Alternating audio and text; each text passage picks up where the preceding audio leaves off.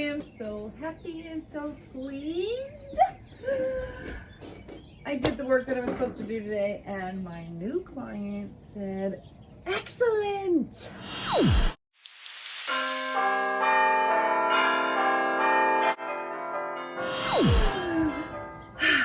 And that feels wonderful. So, hello, my lovely peaches. Welcome and welcome back.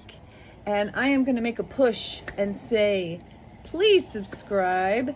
I am trying to get to that last 1,000 number so I can actually get monetized. And if you enjoy my content and or you just like to support me by clicking subscribe, which is free, that would be super, super cool. All right. And I will just... I have no good excuse except for the fact that Natalie. I've had a very long...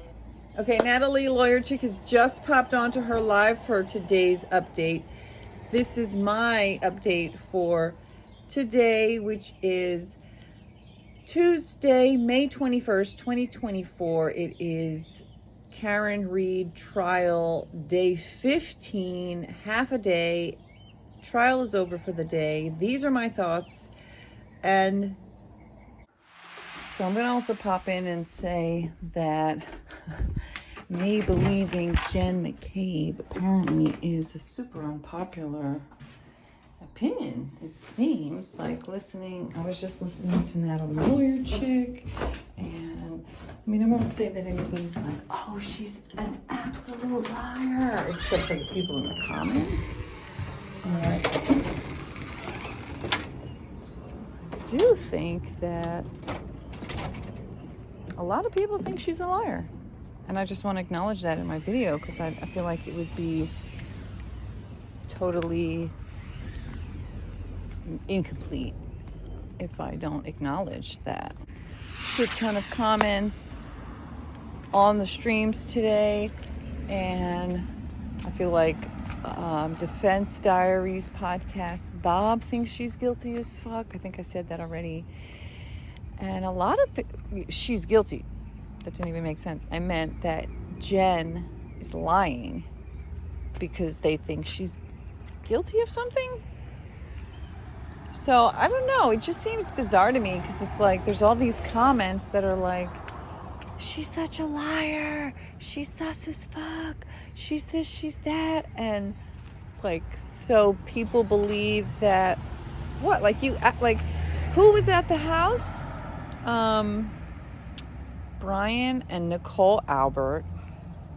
Brian Albert Jr., who was turning 23 and is lots of anxiety.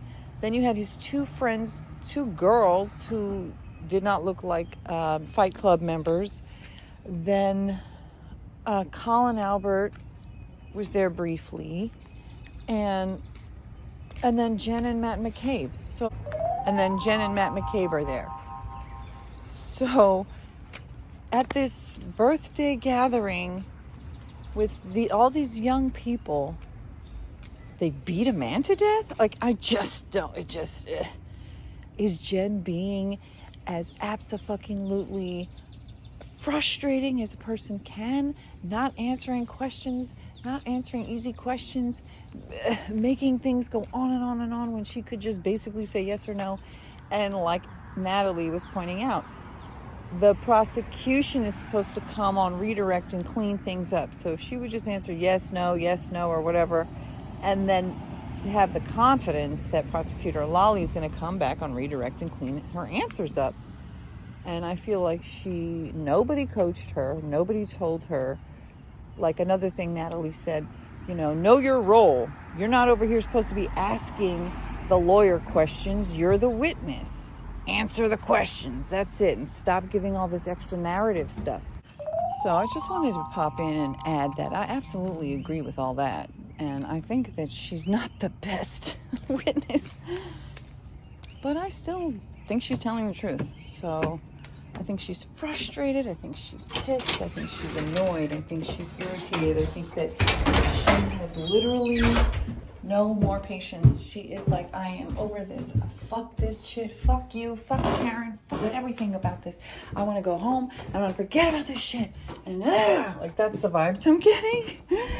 I'm not getting like she's covering up a murder. I'm getting vibes like she can't stand this motherfucking defense attorney, and she's sick to death of the harassment and all the shit. And she's just like, I'm not giving you one single fucking speck, not a millimeter.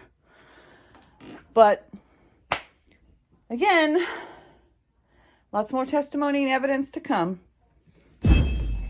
I will say, as much as I understand why people think that Jenn McCabe is being shady and evasive and maybe flat out lying, I get the vibe that she's fed the fuck up. She's sick of this shit. She's been dealing with this for 2 years. She's sick of Alan Jackson and his freaking stories that he's spinning. She's sick of the harassment. She wants to get on with her life and get this over with. That's the vibe I got. Not everybody has the ability to just be cool, calm, and collected in a stressful situation. I understand she's on the stand, and, you know, like Peter Tragos was saying, her getting into a back and forth argument with the defense attorney is probably not a good idea, and, you know, can look bad. If you believe Alan Jackson, if you believe the defense, then everything, I feel that everything Alan is pointing out, you're going to be like, oh my God, mic drop, bombshell. She butt dialed him. Oh my God, she deleted the call log.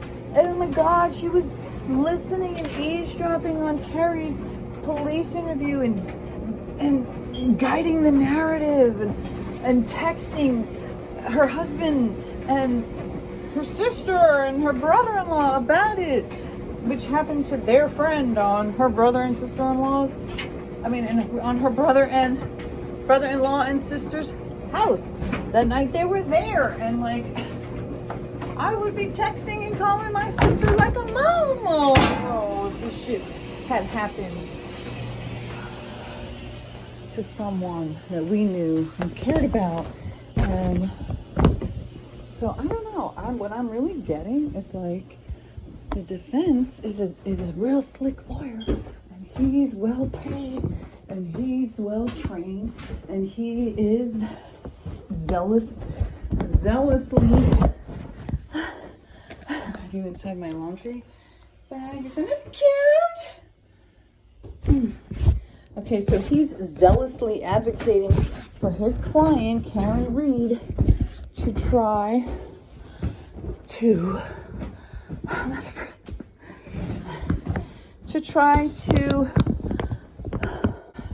to introduce reasonable doubt into the minds of the jury,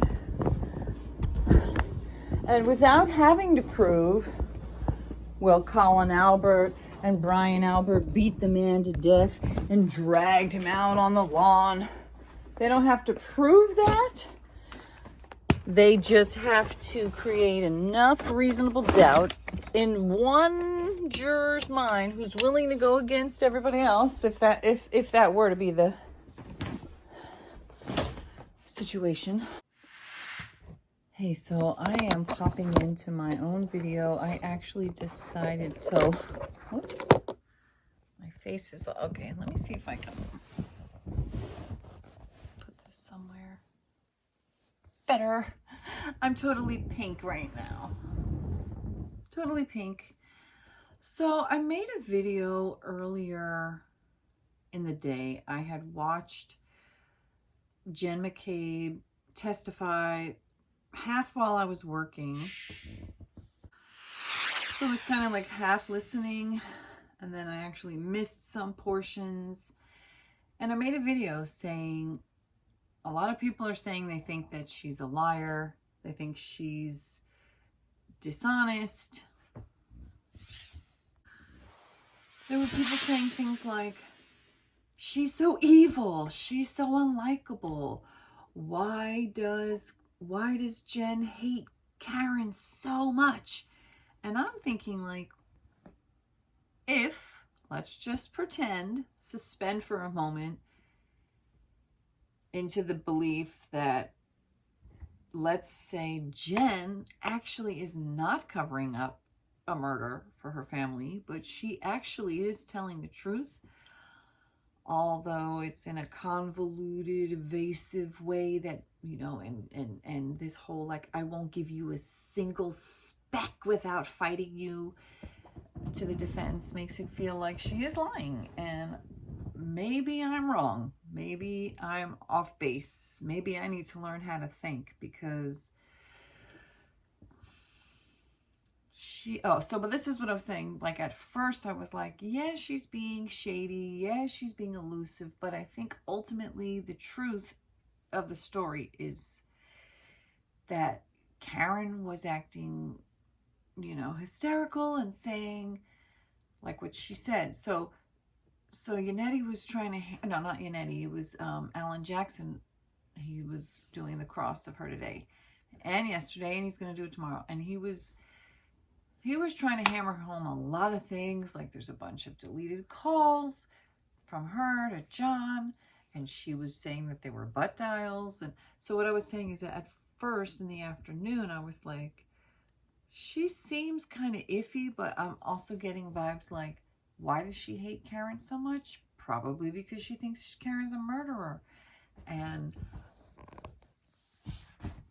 why is she being so harsh with Alan Jackson and his questions? Well, again, like I said, suspended to believe that Jenn really genuinely believes that Karen is guilty of murder, then of course she would hate her. Of course she's going to be mean. Of course she's going to be hostile. Of course she would say every single spun off bullshit excuse that the defense is coming up with is just pointing fingers at her and her husband and her sister and her brother-in-law and her nephew and her kids. And it's like, if you were to believe that Karen did do it and Jenn is innocent, then to me, her fucking attitude, her fuck you, I'm not going to give you nothing without a fight, her venom for Karen, all of that makes sense if Karen killed John. But then I did actually watch like a whole bunch more, almost all of it, I guess. I mean, my kids were, you know, they were around and we were talking a little bit. And so again, I didn't hear every single word. I listened to Peter. I listened to Natalie. I listened to it earlier today with Bob and Jay. And there's definitely something weird with Jenn and her testimony. But again, I'm actually really looking forward to Redirect, because I feel like it's possible that Alan Jackson is just coming with a shit ton of fire and confusion, and he's creating doubt. And the fact that I would say, like, I didn't see a single comment on Natalie's stream in Jenn's defense, except for the ones I was doing. But then the more I watched, and well, so the thing is, Natalie was going off. I mean, she was like, you're a liar. I don't believe you. We don't believe you, Jenn. And I'm like, okay, obviously her chat is gonna jump on what she's saying and agree with her. Although I understand it. Like, I'm not saying Jenn is being clear and honest. And, you know, it's like, so yeah, it's like, well, but okay. I still was like, oh, I still find it extremely hard to believe that any of those people killed him on intentionally. And even with Karen, like, actually today, I started to feel bad for Karen, like, for the first time. And I don't know. Like, you know, me thinking Jenn is somewhat credible, but pissed off and fed up and like, I'm not giving you nothing. I'm not going to make myself look good. I'm not going to try to fucking be smiling. I'm not even, but then actually she did soften down, and you know, she's not supposed to watch anything about the case, but I kind of was secretly hoping that maybe she might watch Natalie so she could get some pointers.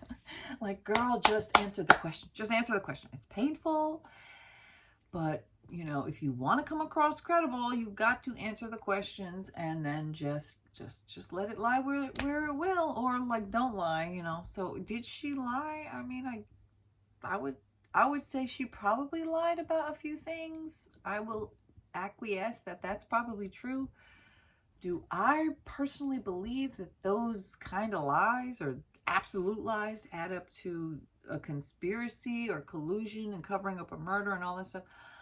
No, that's a big ass stretch for me. And it's just as much of a stretch at this point that Karen Reed killed him with her SUV, and it was anything more than vehicular manslaughter. But even at this point, like, I don't think that the Alberts or the McCabes had anything to do with John's death. And I think that they have offered about 3 possible, maybe, ellipses of sort of, what if any, maybe, kind of, maybe, you know. Jenn and Matt testified to, they saw her SUV, then they saw it in another place. And there was some back and forth today with Alan Jackson and Jenn McCabe about how many times did she actually look out the window and then text John. And Alan Jackson said it was about every 3 minutes for, you know, a certain amount of time. And she's like, I guess, you know, but she said that her husband also looked at, so, you know. And then there was like this whole big thing of like, could you see the body on, like, I don't know if he said, could you see the body, but he was like, could you see on the ground in between the SUV and the house or whatever? And she's like, I wasn't looking down. And he's like, could you see an alligator on the floor if it was on the floor between me and you? And she's like, yeah. And you know, and he's like, field of vision and objection. And Natalie pointed out that the judge will say objection sustained or overruled for the defense, but then when the defense's objection, and she, instead of sustaining the objection, she'll say, can you answer that directly to the witness? Or sometimes she'll say to the defense, or maybe, you know, I don't know if she says it to either or, but she'll be like, instead of saying overruled, she'll say, I'll let him have it. And like Natalie pointed out, saying I'll let him have it to either side is like, it's like you're giving them something. Like, you're supposed to be the judge, you're supposed to be biased, you're supposed to be the, you know, the the arbiter of the law, the manager, the supervisor, but you're not supposed to be biased. But I don't think, I mean, like when I watched the Menendez brothers trial, I feel like every single thing that judge said, I was like, that judge is 1,000,000% biased against those brothers, and they didn't stand a chance. So as far as, do I think that Judge Beverly Cannoni is biased? Maybe, but I also feel like she lets the defense, like today, the defense was ripping into Jenn McCabe, and Lolly was like occasionally saying objection, but he was just letting her get torn to shreds, and the judge let it happen. And so I'm interested about what's going to happen tomorrow. I think I'm going to just delete the video that I started where it was like, I think she's credible and I think she's pissed off. And maybe that's true. I mean, you're allowed as a juror to say, well, I think you might have been kind of not telling the truth so much about this and that and the other thing. But in the grand scheme of the bird's eye view of the big picture of the overall of what you had to say, I feel like you were credible. I'm saying, like, hypothetically, you know, you could be like, this one witness, it sounded like every single thing they said was true, and then they had one lie, and you could be like, oh, fuck it, I'm not going to believe a word you said. Or there could be a witness where you're like, a lot of your stuff was like iffy. You were parsing through everything. I mean, one thing that Jenn McCabe did do, which I feel was, like, the more I watched her, the more I was like, oh, okay, I understand why people are like, this bitch is a liar. Because, like, every question she was like, can you show me? Can you show me? You know, whether it was a text message or, you know, but I understand as well. And when he gave her that report and he's like, do you see where you called so-and-so? Do you see where you didn't call so-and-so? And she's like, this is all scrambled. And like, and then Bob Mott is almost always like in Karen's favor, saying things like against Jenn or whatever. And he actually said that it was totally inappropriate for Alan Jackson to be questioning her about this report of the Celebrite data from the cell phones. And he was surprised that Lolly didn't object, because he's like, how is she supposed to know? Like, she didn't make that report. She doesn't know how it was put together. She doesn't know what the data is on it. She doesn't know why it's there or what it is or whatever. You know, nothing about that. And to just hand somebody a report and be like, can you explain this or that? You know, I mean, we might think our reports make a lot of sense, but I mean, I remember I made an extremely detailed inventory report. I was super, super, super proud of it. And then when I went to go show the other girl who worked at the restaurant, I mean, in her case, she felt usurped. And so she was like, I don't understand your report. And then she ran and made a different report. And I'm like, why would you do that when the boss just asked me to do this? But anyway, but I'm saying, like, just because somebody sticks a report in your face doesn't mean that you're going to know how to read it or know what it means or know where they got the data or even know how to analyze it or anything like that. So I was surprised that Lolly didn't, like, come in to save her a little bit more, help clean it up. But I guess we'll see. So tomorrow I have a feeling that he's going to hammer her. Alan Jackson is going to hammer Jenn McCabe for probably half the morning for more cross-examinations. And then, oh, God, I have to stretch my legs and stuff. That's a funny looking angle. Oh. So we'll see. I'm going to leave it there. And yeah, I mean, I feel like she was telling the truth in a lot of her answers, but I also feel that she was incredibly frustrated, incredibly irritated, incredibly like, you're gonna fight me, motherfucker. I am going to fight you. I am the fucking president of Fight Club, and I am going to spar with you. We are going down. I am going to press you against those fucking the rings, the ropes, and I am not gonna get off. I will not give you one answer without a battle. And that's why everybody in those comments was like, you're a liar. I feel like she probably felt like, you're a liar. Like she said, you're spinning things, you're taking everything and you're trying to twist it into something that it's not. We lost a friend. I had a friend that I cared about who died that night. I was trying to figure out what happened. We were trying to understand the timeline so that we could make sense of it and figure out what happened to John. And I believe that. Do I think that there was a lot of like inappropriate things, like asking for text messages and having interviews with other people where you shouldn't have been there and being able to listen to stuff and to like you know, maybe collude. I don't know. But again, it's like, what do you need to collude for if, like, to me, the defense hasn't proved a single thing to make me think, what would they have a reason to collude about? What, like, they haven't mentioned well, the defense hasn't put their case in chief yet.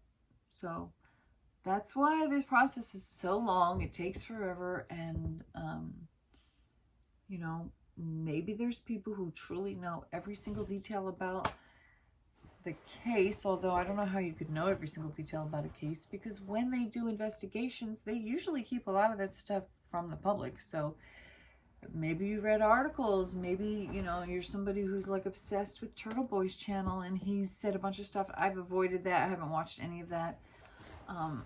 As I said before, I do enjoy watching actual live trials as if I was a juror, although I do listen to the lawyers and their opinions, which jurors don't get to do. But I don't go out looking for outside information. I only want to know what was the admissible evidence and, you know, what's going to make it in. And judges can be corrupt, judges can err, judges can make bad choices, bad decisions, bad rulings. There can be bad evidence, meaning evidence that is real and valid and relevant, and there is absolutely nothing you can do to get around it.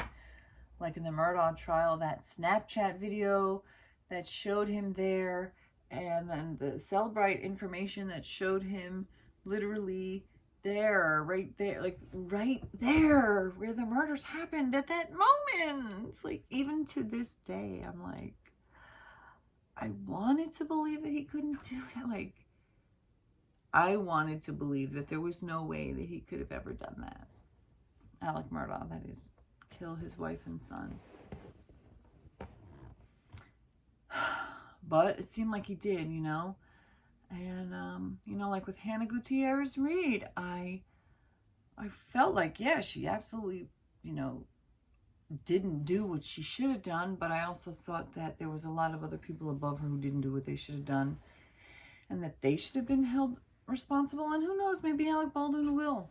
But she had 18 months.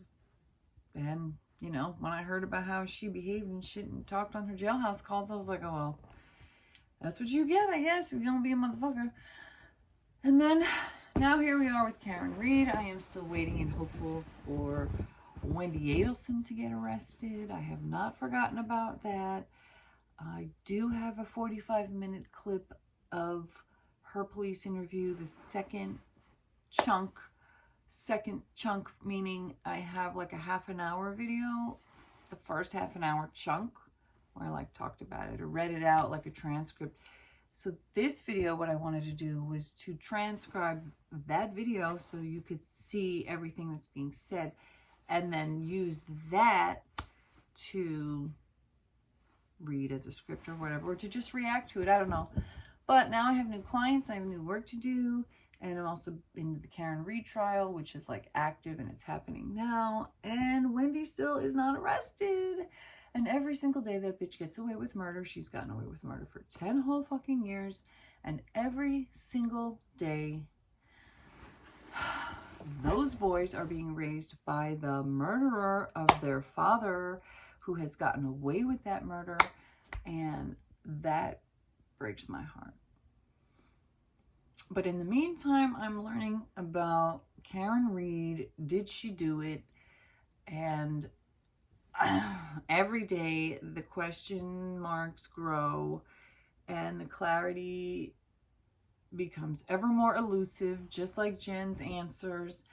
And Chad Daybell is ever more guilty in my eyes. And all I think about is, are they gonna give him the death penalty, motherfucker? But I do watch Hidden True Crime. Lauren and John Matthias, they do updates. Lauren does updates at lunch.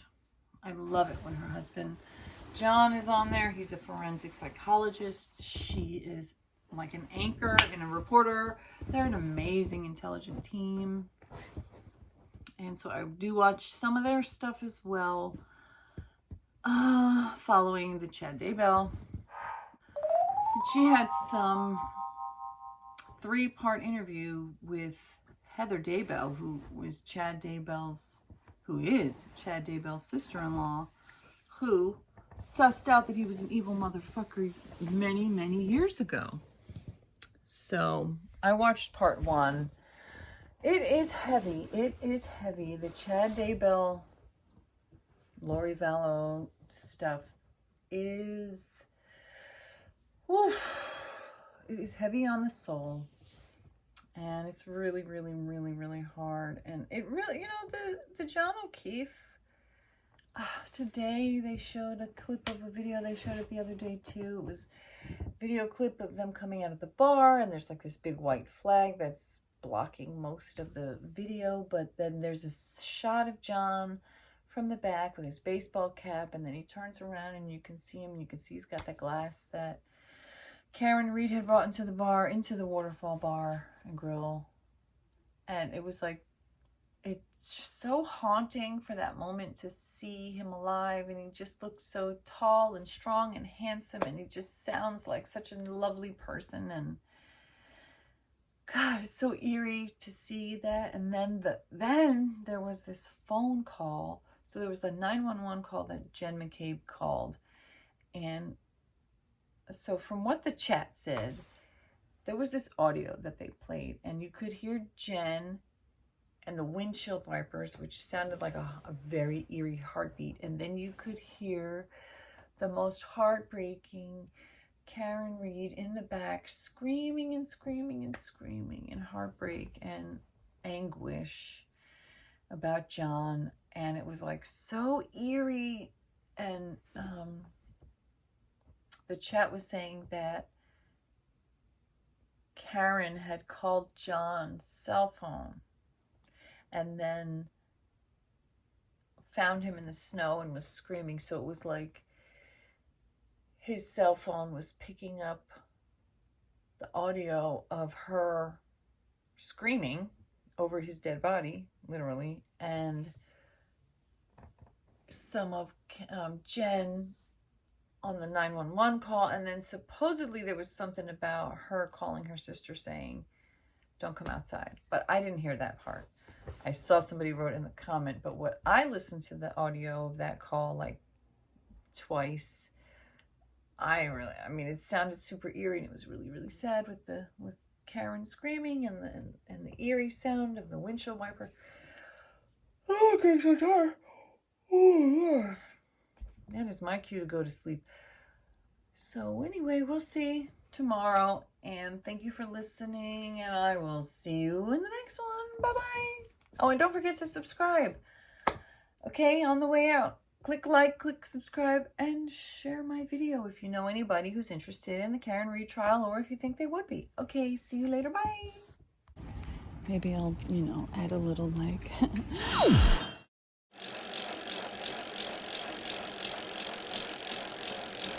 Let's go to here the part. We want to get back to Karen Reed, but I guess there's not much else to say except, I'm continuing to watch. I'm continuing to watch it every day that it's on. Tomorrow we'll be going squeezing through the fucking bushes and the neighbors. F-150. And tomorrow will be full day. Today was half day, meaning like 9:30 a.m. to 1 p.m. Eastern Standard Time. Tomorrow they start back at 9 a.m. Eastern Standard Time or so. Sometimes they immediately start with sidebar. So, I don't know. I'm still on the need more info. Need more info.